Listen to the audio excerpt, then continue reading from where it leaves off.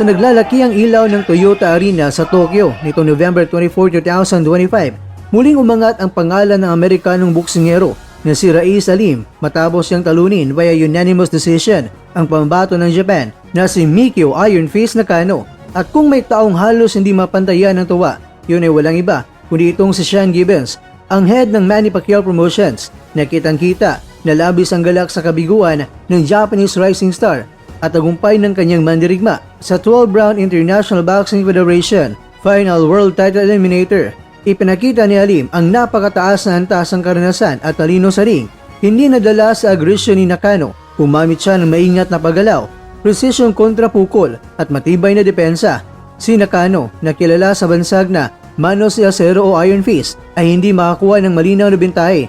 Pilit siyang pumapasok, pilit naghanap ng trade. Ngunit si Halim ang mas nakakakuha ng malilinis na tira. Sa round 10, nabigla ang buong arena nang pabagsakin ni Halim si Nakano gamit ng isang right straight. Kahit nakabangon ng hapon, doon na tumibay ang kontrol ni Halim sa laban. Sa huling round, sumubok pang umurong pasulong si Nakano at nagpakawala ng mabibigat na suntok.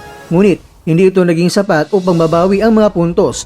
Narito ang opisyal na score ng mga Orado: 115-112, 116-111, 118-109. Lahat pabor kay Halim.